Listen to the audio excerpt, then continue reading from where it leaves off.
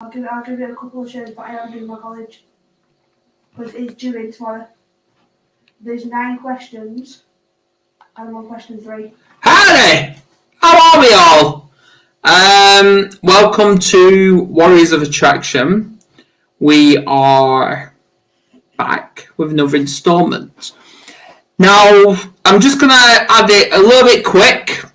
We were supposed to have Dr. Erin Oxaloff, according to the TV guide, but she double booked herself, so she's going to be on next week for Psychology of Happiness. So tonight we've got next week's guest, who's going to talk about all things schizophrenia and how they are not monsters. Because this individual, he's got nothing but a heart of gold, and we love him. And I see him smiling in the background, y'all. So, what I'm about to play, it's our video, not the Mental Health Warriors one, but as usual, our YouTube one, which we do not hold any rights to. So I will just share my screen. Please share this all, by the way, guys, because you're going to absolutely love this. This video is called Make an Impact, because that's what we all have to do. So I'll just do this.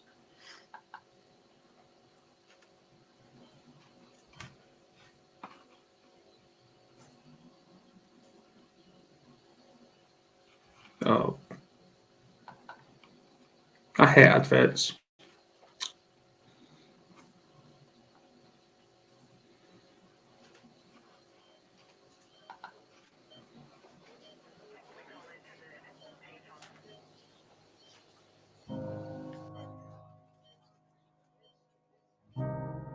When we're laying on our deathbed, you're not going to worry about how much money you had, how much power you had, how much prestige. You're going to see that that was all game, that was all an illusion. The only thing that's going to matter is the impact you had on other people's lives. We are all on a separate journey.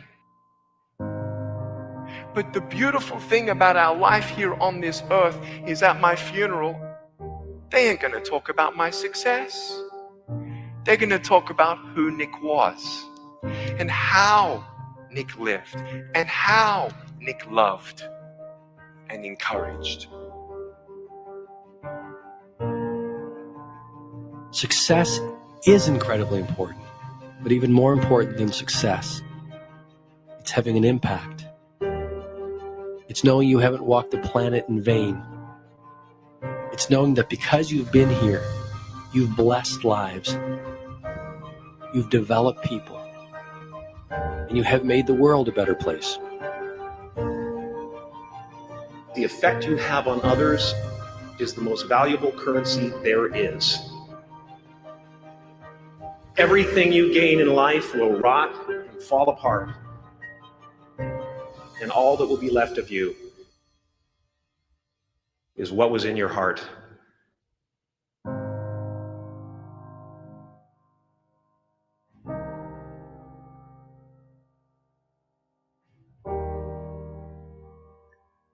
Life is a mirror, and life gives us not what we want. Life gives us who we are. When you were born, you cried while the world rejoiced. Live your life in such a way that when you die, the world cries while you rejoice.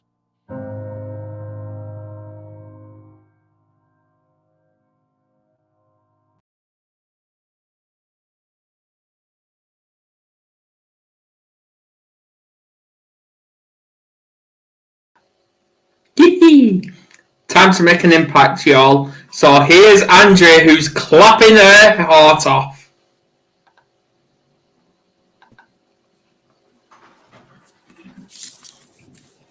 Hey everybody, yes, I was clapping my hands. That was powerful. Thank you. I needed that. You're most welcome. And congratulations on your speech as well. Thank you. We made the newspaper. That was a surprise. And it was a pleasure at the same time, because that you're making a difference. We've done this for several years. And when you see the media come, I feel like you've gained some type of cred out there that you're doing something good. So, yeah, Absolutely. it was cool. Absolutely. Yeah, so how did you feel about doing that before and after?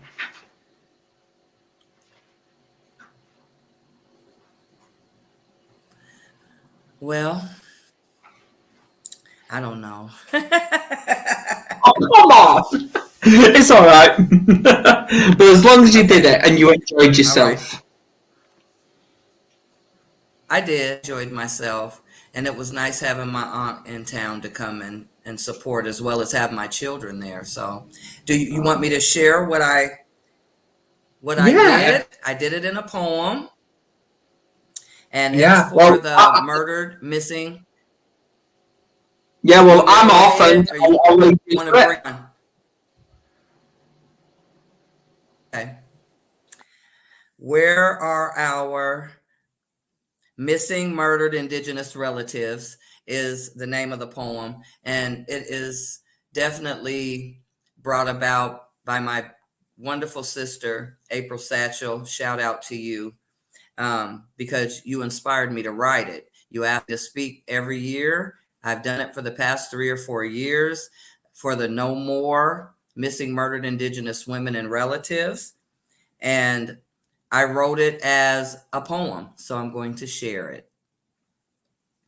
Where are our MMIR, banished for our political act of being indigenous? Not cool. Worthless drunks, misfits, and savages are how we are construed. Where are our MMIR, missing, murdered, and indigenous relatives? Where are you? This is a continuous epidemic throughout centuries of proof, so heartbreaking and blue. Soon as the settlers viewed us with genocide, they ensued and pursued us.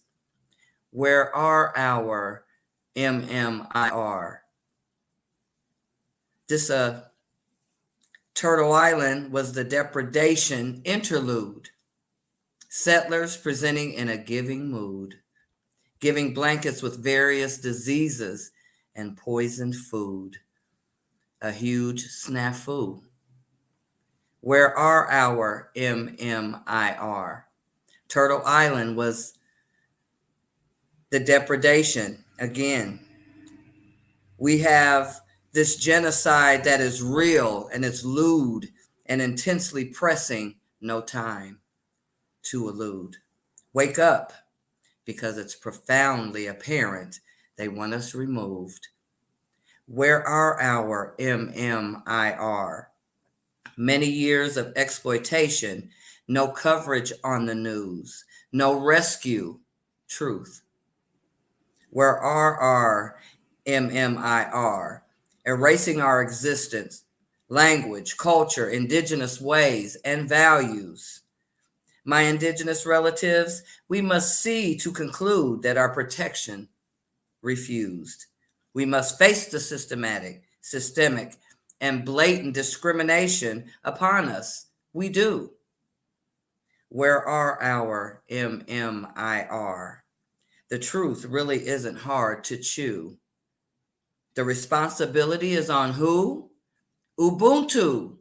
I am, because we are includes we stand together and end this abuse. No more MMIR. Time to reflect, meditate, renew, and start anew and be our own rescue. I am Empress Frassie Bess. I stand cued, bearing truth and heart-filled soul food.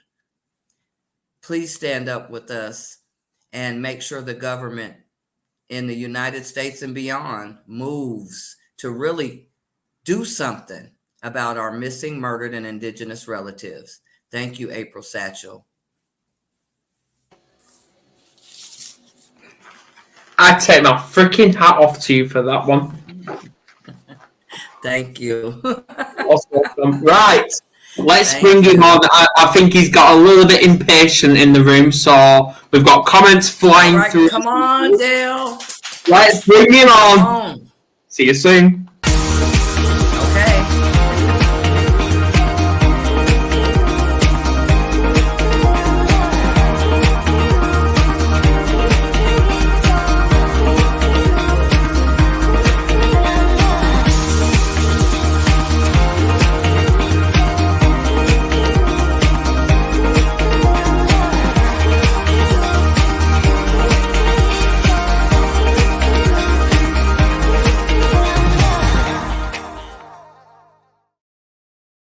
Mr. Walsh.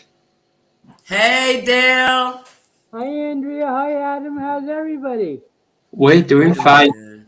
And you know what? We've actually got warriors tuned in tonight. We've got Annette, we've got Mary, we've got Andrea's mum Stella, we've got my beautiful wife Kerry. They're all flooding in. Hey, you guys. Hi, everybody. Yes, please get this all shared. I'm surprised your niece isn't here, Andrea. She might be doing a show of her own right now. We always clash with people, don't we? There you are. Well, she does them whenever she feels them. You know what I'm saying?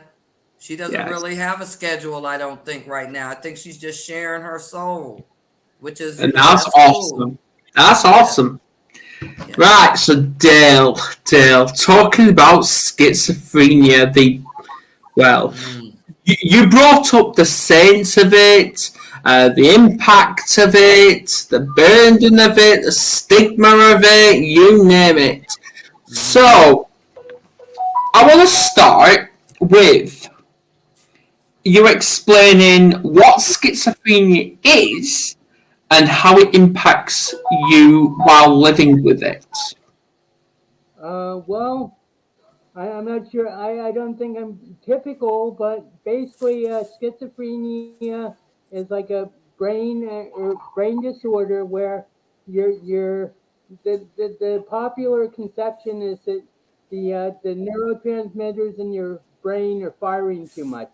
So that means that your brain basically never shuts down, and it's typified by what's known as positive and negative symptoms.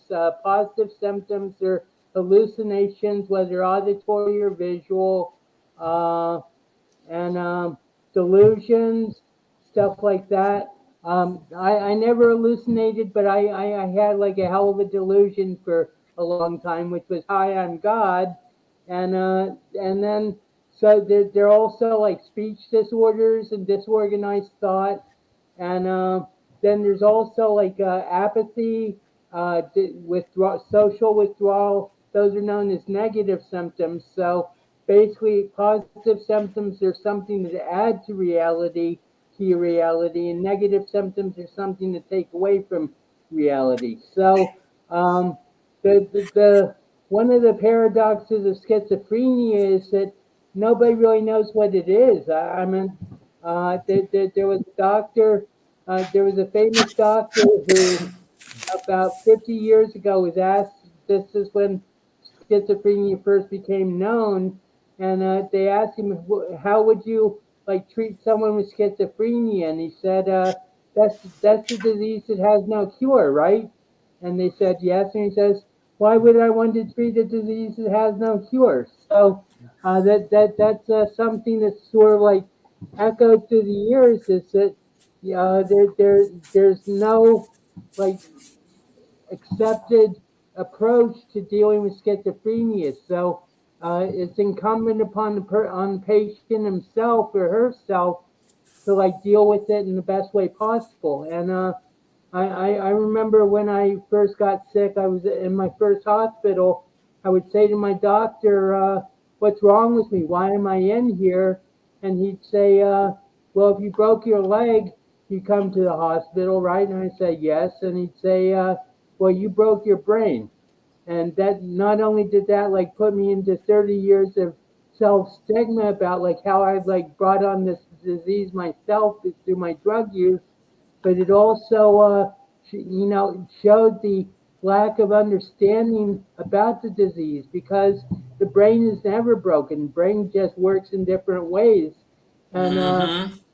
I'm I'm a little like sort of I don't know what the right word is with you, Adam, but the title of the show is "Are Schizophrenics Monsters?" and that just like perpetrates the stereotype. And I mean, so that's why I suggested to you maybe you should call it "Are Schizophrenics Monsters or Saints?" because a lot of them are like if they aren't put away for all their lives, then I'm very proud of of the health recovery I've done for myself.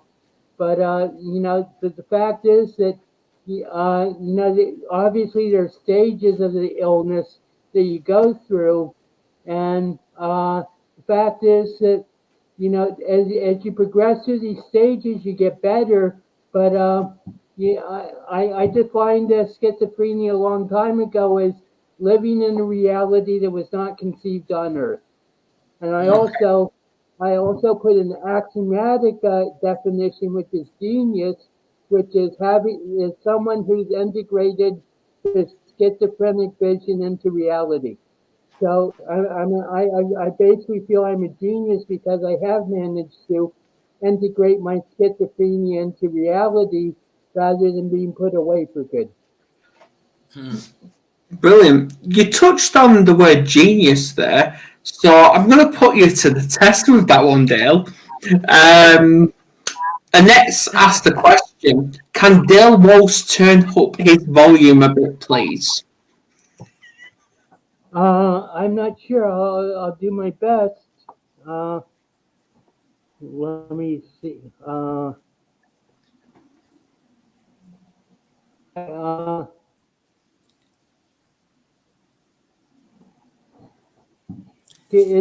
is this better? Or is Is it that better better, if guys? I can hear you. Yeah. uh, can you hear me better? Is it better if I lean forward? Yeah. Uh, Drop us likes if you his volume's okay. Drop us likes. but Yeah. Dale, when you talked about schizophrenia, I want you to know that I have a sister who has schizophrenia, and she also has multiple personality disorder. And when she was going through it, I can people would have the I don't think it's right, but might have that stereotype that they're monsters because we it took a lot of hardship, you know what I mean, to get to where we all could. I mean, it affects the family. It doesn't just affect that person. It affects everyone, in the family. And so understanding what you just explained, that's part of the being connected and being able to not see that person in that light of, like we're saying, being a monster. You know what I mean? I see her in a different light. At first it was like, oh, she's troublesome, because we didn't understand, we didn't know, what we were dealing with. And then when she got the diagnoses, that helped us to click in, go do research and do more to know how we can help, from the family standpoint. And there's, well, that, from what I understand, there's a positive symptoms, negative symptoms, and cognitive symptoms. Do you know G- anything about those? cognitive symptoms means you have disorganized thoughts. You can't like you can't like express yourself coherently, stuff like that. You Okay. just like you make associations with words instead of like talking like in sentences and everything. And so it's very interesting you should say that, Andrea, because I don't know if you knew, but one thing I've been trying to do for about the last 4 years is start a coaching business for the families of schizophrenia to use my experience with the disease to be able to help people understand the disease because I call the families of schizophrenia and serious mental illness the forgotten victims of mental illness because the patients have their doctors, they have their social workers, they have their psychiatrists and psychologists and everything, but the families it can be just as affected, if not more, by the illness, and they have no one to turn to, especially in the United States with HIPAA laws, which prevent where a patient can tell the doctor they don't want the family to know anything about what's going on. So, Okay. so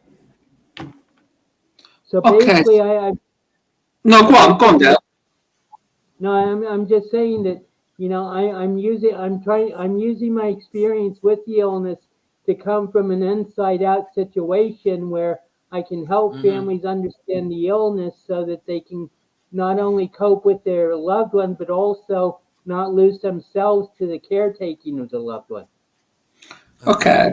So I've got two-part questions for you, Dale. One is what mindset. Come on, you know what I'm like, Andrea.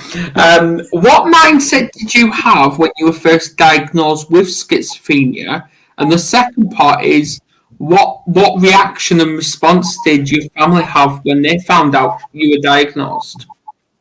Well, what happened was I had a very successful year, freshman year at Dartmouth College, which is like a major university in the United States. It's an Ivy League university, and basically after the summer of my after my freshman year, I came up with what I thought was a great joke, which was "Hi, I'm God." And I was walking around campus telling everybody my joke and then like seeing how long it was before I burst into hysterical laughter because how could God be 5'8"? So, basically I was like telling this joke and I thought it was like the best joke I'd ever come up with. And the campus cops after 3 days like approached me and they said, "Are you Dale?" And I said, "Yes." And they said, "Would you come with us?" And I said, "Sure." I thought they were going to take me to meet the president of the university, but instead instead they took me to the infirmary. I was interrogated for the next 4 hours by three sets of psychiatrists, and 6 days later, I was in a mental hospital in New York City with a roommate named Gabriel. So basically, I was going with the flow. So I was hospitalized for 13 weeks in New York City, and then I came to a psychiatric program in New Jersey for 5 years. And that was like intensive therapy. I was hospitalized 9 times for psychotic episodes. But basically, my mother had always been in love with psychiatrists. She always depended on psychiatrists. So when this happened, she consulted her psychiatrist, and he recommended that I be hospitalized and everything. So basically, I was like treated as someone very ill from the very beginning. But on the other hand, part of it was like drug use. I did a lot of LSD and hallucinogenics, and I was smoking pot every day and everything. But also, one of the things that always bothered me was I was never allowed to explain myself. Yeah, I mean, even when I was at Dartmouth with the psychiatrist for 4 hours. They said one of my symptoms was constant talking. I said to myself, well, the reason I was constantly talking is because you kept asking me questions. And so, yeah, and so I feel very fortunate that I did have a sense of humor because I think that's like one of the big problems. When you're talking about people schizophrenics being monsters, I think one of the big problems is schizophrenics a lot of time lose perspective and they become like paranoid. I won't say dangerous or something, but they become paranoid and they become like very agitated and antisocial because they don't have a sense of humor and they don't have the perspective to be able to see themselves beyond what they're perceiving in reality. Okay. That a makes couple of, sense. yeah, a couple of things there, and obviously I'll let you go, Andrea. What's the difference, Dale, between schizophrenia and psychosis? Well, Ooh. psychosis is a state, is a condition. I mean, schizophrenia is a diagnosis. So you can have like psychosis without schizophrenia. And in answer to your question about multiple personalities, Andrea, I had like a 20-year fight with my main psychiatrist about whether I was schizophrenic or multiple because I always insisted that I was multiple and I wasn't schizophrenic because people are like more sympathetic towards multiple than schizophrenia. But so Mm-hmm. what happened was one day, a friend of mine from Fairleigh Dickinson, where I went to college, came up, and I said I'm schizophrenic, which I did with people, and he said, "Oh, that's interesting. My mother's a psychiatric nurse. How many personalities do you have?" And I said Mm. five. I have a Dale, Dewey, Duck, and Genius. So, but that's where like was an aha moment, and it said to me, well, schizophrenia encompasses multiple personalities, but multiple personalities isn't schizophrenia. Right. Right. And the second one is a comment from Mary. She wants to do a project with you. I'd love to be able to do. I'm looking to. I mean that impact. That impact video that you did, Adam, at the beginning of the show. I really want my impact to be able to say at the end of my life. He was dealt a hand with schizophrenia, but he not only did he overcome it and recover, but also he used everything he could. He used all his resources to Mm-hmm. like impact the world to the point where the perception of schizophrenia was changed and it became a much more positive thing. There's a lady named Yvonne, I can't remember her last name, but she did a TED talk called "I Am Not a Monster," and she was diagnosed with schizophrenia, and the TED talk is "I Am Not a Monster," and she then started a organization called Students with Psychosis. And in answer to your question, psychosis can happen to anybody. I meant like depression can cause psychosis. Psychosis just means you're out of touch with reality, whatever reality is. Reality is what the doctors decide is reality. So if you're psychotic, you're out of touch with what the doctors think is reality. But so it can happen like with schizophrenia, with bipolar, with schizophrenia, with schizoaffective. There are a lot of illnesses that can have psychotic episodes, but so psychosis is just something that people throw around at this point and say, "Oh, you're psychotic," and but really, it's really lost all meaning. Like my mom was saying, she was saying, I'm so happy knowing that we understand her, my sister, than others that are going through it, and that makes sense because at first we didn't get it. You know what I'm saying? There were times when she would, one minute she would be cool, and she'll say something nice about something like my lamp. One time she came over and liked my lamp. Then I came back and tried to show her how my lamp worked, and then she turned into, it was like she went into a whole nother person or another personality, and she said, I don't care about that. And you know what? I used to cuss her out, but Right. now that I have a better, I know what's going on, I can move back and just sit down. You know what I'm saying? And you know what? I noticed that she came back to herself, right away.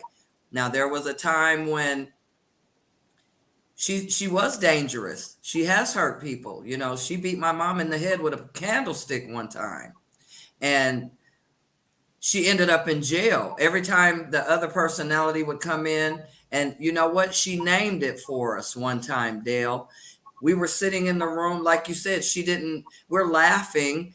about a situation that I was going through, and I was talking to my mom and we were laughing. She thought we were talking about her, about the, laughing and joking and stuff. How that makes sense to me because she kept coming in there saying, "You're talking about us." And we're like, "No, we're not. We're not talking about Paranoia. you." Yeah. Paranoia. Yeah. Yes. And then she came in, threw her glasses on the bed, and she said, "I'm the rage." Okay, she named that personality right then, I realized. You see what I'm saying? And I said, "Mom, call Right. 911 because we're sitting in this room and she could harm us, When I said call 911, my sister came back. And I think the rage understands every time it gets in trouble, it goes to jail. You see what I'm saying? Right. I could really Well, see that in a more rounded way than I probably would have been able to grasp it. You know what I'm saying? If I didn't know what her diagnoses are. And I also want to add, when it comes to schizophrenia, one of the things is, like you said, delusions. Who doesn't have delusional thoughts sometimes that aren't true? right. You could sit here and think people hate you that actually love you. You understand what I'm saying? Is that's not real? That's delusional in my mind. Yep. Well, some of my clients have said that, their loved ones say, "You aren't my mother," and I've heard even more extreme things, where someone who's schizophrenic says to his mother, "You abused me when you sexually abused me when I was 2 years old." First of all, you can't, you would never be able to remember that, and secondly, it's just like so. And people, I mean, that's really what I teach in my coaching is is uh, response, not reaction. Because if someone says, if someone, your son says to you, for instance, Andrea, "You aren't my mother," then Right. your natural reaction is going to be, "How can you say that? You're wrong. You're delusional. You're psychotic. What are you talking about?" But instead of reacting, say, "Why? Why do you think that? You're hurting me when you say that, but why do you, where's this thought coming from?" You pointed out a very, very good thing about your sister is that when the rage felt that it was threatened, it like disappeared, so, but, and so I would always I was always stubborn because I would stick to my psychosis. But one thing that I always one thing I say is I was hospitalized 15 times, but I was discharged 15 times too. So there would it might take 6 weeks, but there would always be a return to my natural, like, cool, mellow Dale self. But Yeah. but sometimes it would take 6 weeks in the hospital, and people just aren't willing to wait around that long for normalcy to return, and so therefore it's like very hard for the families, and it's not just the parents, it's like the whole family, as you're Mm. expressing, because siblings not only are like affected by the behavior, but they're also affected by the fact that their mothers or their parents are devoting so much time to the one who's sick that they feel shortchanged. I So, understand that one personally. yeah. I don't mean to cut. I'm sorry, Adam, but you hit on something, Dale, too, with that. I did. I used to complain to my parents and say, "Well, she gets all the attention." You know what I'm saying? But like I said, I understand better now. You know what I mean? You learn as you go through the process, but you're hitting on some points that I've lived, Dale. So, a question for everyone that's tuned in and even on the replay. Would you say a diagnosis, whether it's schizophrenia, psychosis, whatever, is traumatic for everyone? I think the person is least traumatic for is the person who's diagnosed. Why? Because, well, there's this thing called agnosia, which means you're unable to comprehend that you're mentally ill, that you have an illness. It's taken from a neurology. So Right. a lot of the time, the patient themselves are like in I mean, my doctor called my illness psychotic bliss. It's like you're in your own bubble of reality, and Mm-hmm. you aren't worried about being out of control and everything, but everyone around you is, extremely concerned. So basically, until you really like start recovering and you realize how sick you were or you are, then the least traumatized person is usually the patient themselves, unless they're traumatized by hospitalization or they're Mm-hmm. mistreated by policemen or unless there's like an external circumstance that traumatizes them, rather than But internally, they're usually like the most calm and the most accepting of what's going on, because they're in agnosignosia and they can't comprehend that anything's wrong. I understand that too. I mean, I could see it playing out, when my sister goes through it. And it's all you said the diagnosis, Adam, you said, does it, who do you think it's traumatic to the most? Or does Mm, it does, it traumatizes all of us. And I do believe what Dale is saying, because I go back in my thought to, I can't imagine what my sister herself is going through. You know what I'm saying? I do consider her in the process, and being able to know how to move with her. You know what I mm, mean? The diagnosis can also be a blessing, is what I'm saying. Because, I mean, it was for me, because it helps me to know how to move with my sister and have a better, not just understanding or overstanding, a knowledge, a knowing of what's going on. You know what I mean? Instead of like, why is she acting like this? You know what I mean? Actually having something to fall back on, that diagnosis can be also a blessing, I think. absolutely. So, Dale, going off what Andrea said about benefits and all that, let's talk about the saints of having schizophrenia. What benefits has it actually given you? Like, what opportunities? Well, it's given me a self knowledge. I mean, as I recovered and I've accepted my diagnosis and everything, it's given me like a incredible self knowledge that very few other people have. It's given me a It's given me a resilience. It's given me a persistence, and I consider myself sort of extraordinary, because I've known a lot of schizophrenics, and a lot of them never make it back. And I only knew one schizophrenic who was as like functional and successful as I was, and God bless his soul, he died about 10 years ago from brain cancer. But but if you can like focus enough, and the thing that is absolutely essential for recovery from schizophrenia is knowing you have a sick side and a healthy side, and just Mm-hmm. being aware of when the sick side is showing itself, so that you can like turn to the healthy side and say, help me with this. Mm-hmm. And and get me out of here. And if that involves going to the hospital, then so be it. But I very rarely thought going to the hospital. In fact, the last 6 times I went to the hospital, I admitted myself because I knew I was psychotic. Mm-hmm. Yeah, And that self knowledge and that awareness of myself, and it's just like just being going through the process of being insane, when in a world that's like so regimented, it's like, and surviving, it gives you like a confidence and a sense of worth that I think very few people have. right. Mm-hmm. And Yeah, I so, want to hit on something, Dale.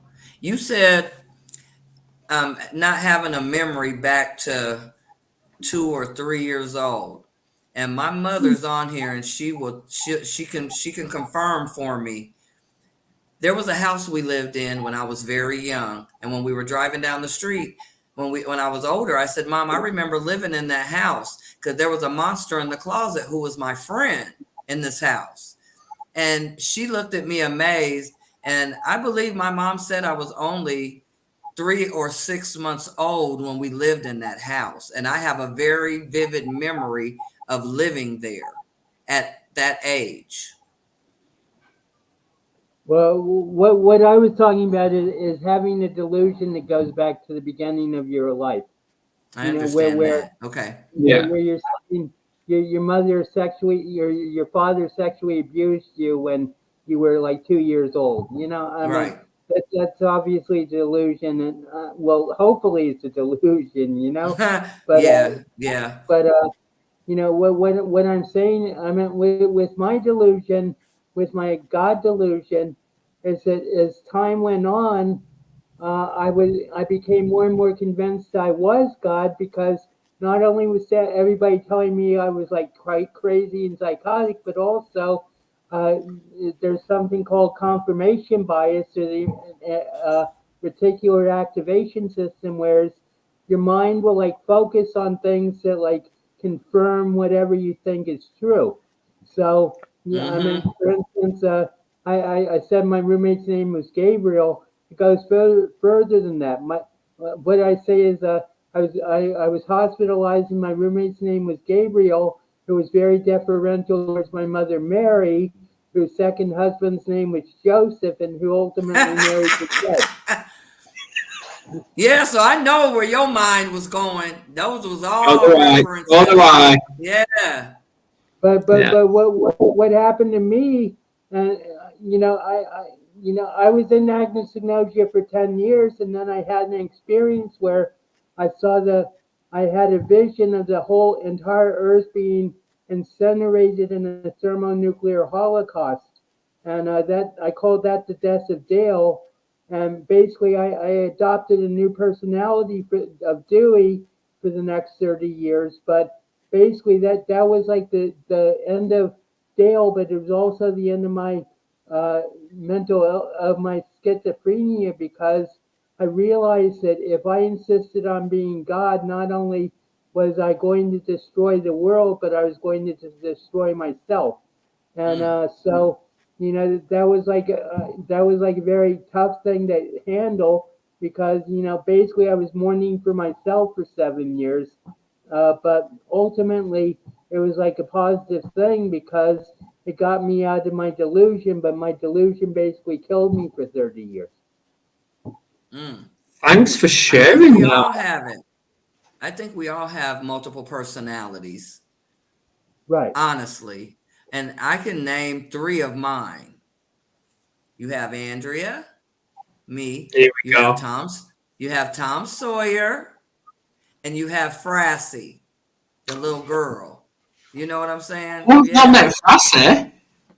Frassie. Yeah, they said I was born here. I was born before. They said Frassie came back from all the ancestors and came back. I was very wise beyond my years growing up, and my whole village called me Frassie. I thought that was my name.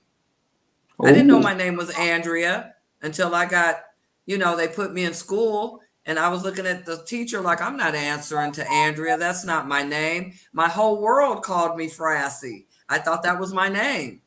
Right. And then when I went to school, I had to ask my mother, why? Why do you call me Frassie if my name's Andrea? Well, they said I've been here before, and that I come back with knowledge of our ancestors. So Frassie, though, to me, yeah, she's very knowledgeable, and she's been traumatized as a child. So Frassie don't give a damn about nobody. She gonna let you have it. You know what I'm saying? She's a kid. She don't care. So you don't want to get that person, you see. And Tom Sawyer is that childlike, adventurous, wants to play, do hopscotch. You know what I'm saying? And then Andrea, she's that adult. The adult of me, the one that makes the conscious decisions and things like that. I think we all have multiple personalities that we Yeah. can identify with. Well, when I had that vision of the thermonuclear annihilation of the Earth, uh, basically I was reborn. I mean, Mm. I became Dewey. This happened on September 27, 1984, and I Wow. became Dewey on July 4th, 1985, which was 9 months later. And basically, the moment I was conceived as Dewey, I went through the whole birth cycle for, and basically I was like floating for 9 months until Dewey manifested. But what I want to say is that Dewey is the Frazzy of mine because, because he was like totally, devoted to Dale. I mean, well, I called Dewey Dale's son.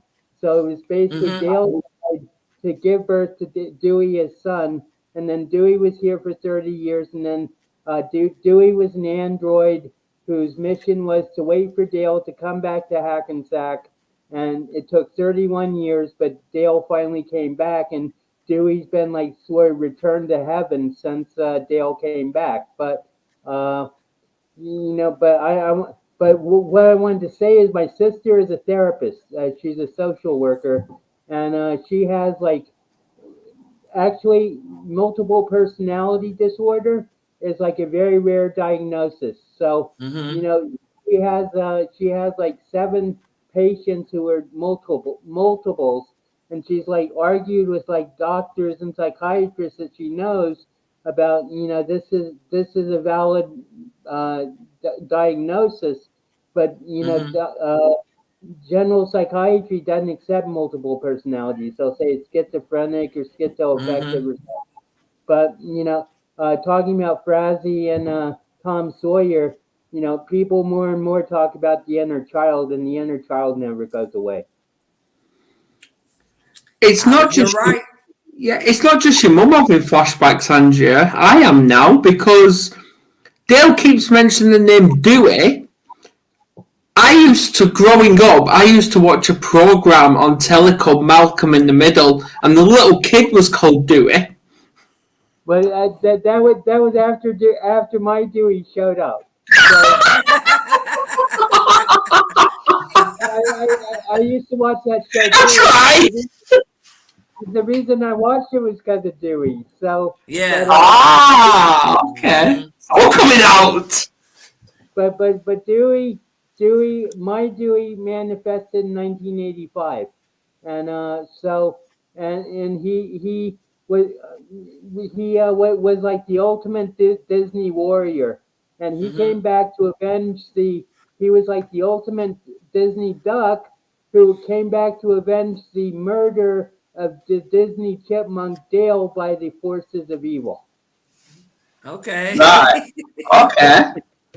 If you want to go into it, this is like I don't go into that much, but basically, this gets back to my second year joke, which is I'm a Disney chipmunk. I'm a Disney chipmunk because of Chip and Dale.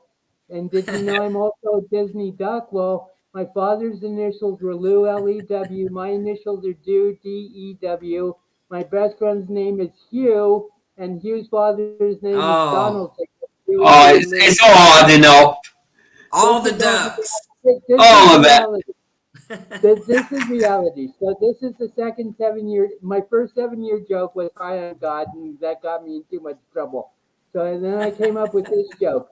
What do you get when you cross the Disney chipmunks with the Disney ducks? What do you get? Me.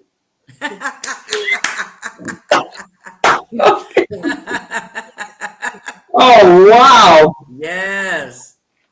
Yeah. Right. Have to ask. Because there's still a stigma attached to people with schizophrenia who seem to think everyone with schizophrenia are monsters. How do we stigmatize it? How do we destigmatize it? Uh, Learn more. Instead of saying that every mass shooter is a every mass shooter is a schizophrenic, rather, focus on. I mean, there are a lot of successful schizophrenics. I mean, they're schizophrenics who are lawyers, who are doctors, who are Mm-hmm. college professors, and nobody talks about them. But when I was going through it, they said 33% of schizophrenics get better, 33% stay the same, and Mm-hmm. 33% get worse. So, when you're talking about the monsters, you're talking about the 33% who get worse. But Mm. instead of focusing on that 33%, why don't you focus on the 33% who are like me, living on their own, going to school, being productive? I mean, I've always sort of been in an alternate economy, but being productive members of society, and just like instead of jumping to the conclusion that every mass shooter is a schizophrenic, just like looking at the facts and saying, well, the fact is that it's much more likely for a schizophrenic to have violence perpetrated against him or her than to be actually violent himself, and Okay. that's a actual fact. So Mm. just to destigmatize you look. I mean that's my mission. That's why I do all this, is to help destigmatize and just say not only am I productive, but I'm like I mean, if I could read a poem just to give an idea of what I can do. I don't want to like um, you know do this in contrast to Andrea's poem, which was so beautiful and so serious. But this is just one I picked out. It's called "One and Only Magnificent Muse," and I'll do this as a poetic warrior. Okay, poetic warrior. I express my passion through my poetic art rather than everyday routine or reality. For I don't want to possess or control you emotionally, because I want us to grow into a mutual bloom of love, which knows no true domination as communications possible for equals alone, talking in tones of actuality, leading to fulfillment and laughter as our minutes together spiral into soft embraces of common respect for sacred relationship. Wow. Beautiful. I want to add to that. I really do. While you were reading that, I've just done a little bit of research, and these famous two people had schizophrenia. One of them is Albert Einstein.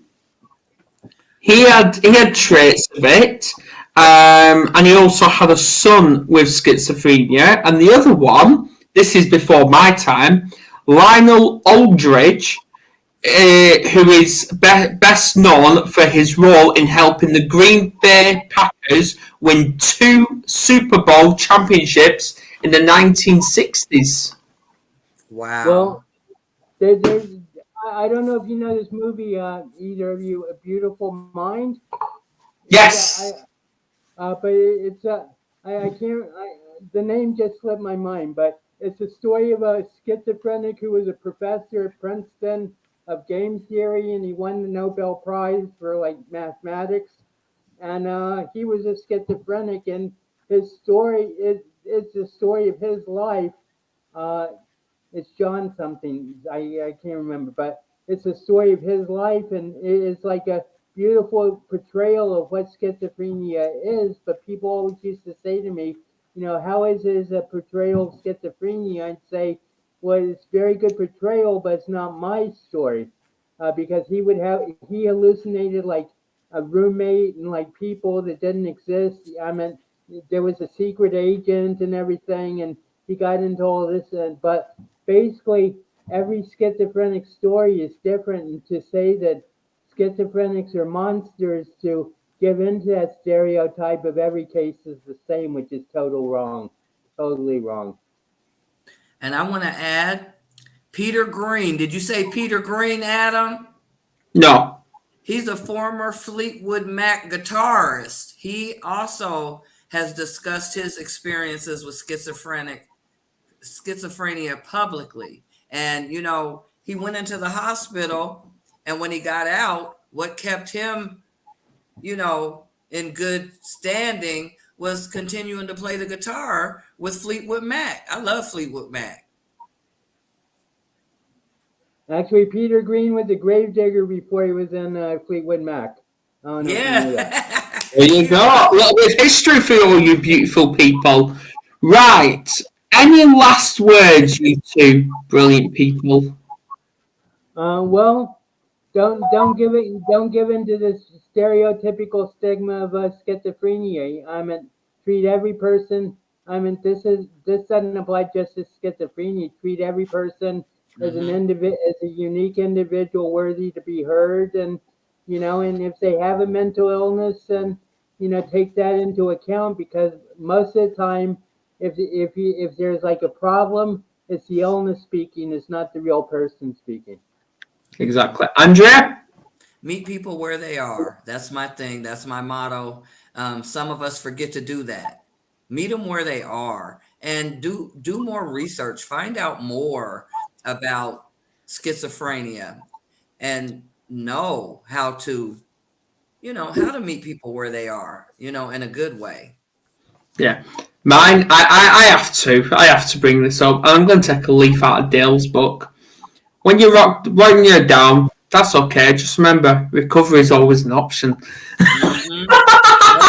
Thank you very much, It's Adam. Joanne. I always forget to say that, but and the key word there is option, because you have to work at it. I mean, recovery is not a guarantee. Recovery is an option, and you have to work it. Not everybody has to work at it, not just the patient, but the family and everybody involved. So, but thank you Exactly. for reminding me of that, because I always forget to mention. You're most welcome. You're most welcome.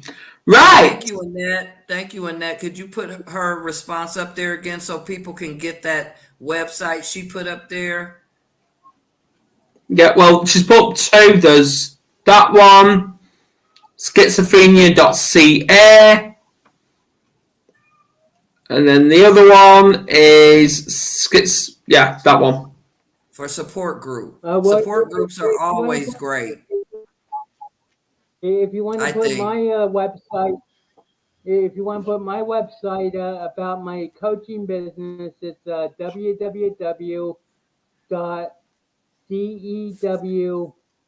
www.dewlivelove.net. Right, so that's www.dew DEW live love. That's my method.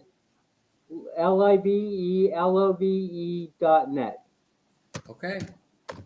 I got you, Dale. So And thank y'all for the resources. There Yeah. you go. yeah, thank you very Good much. job. But also, you can find Dale via the Mental Health Warriors as well. So there you go. Yes. So, I'd love to talk to anybody who wants to about schizophrenia. well, there you go. Right, you beautiful people. Thanks for that. We've closed up the week now. Close up shop.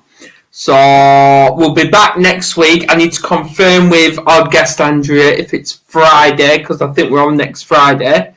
Okay. And will do. And please share this. Don't go anywhere, Dale, because we'll talk after. And yeah, keep sharing. See you later. Later, everyone.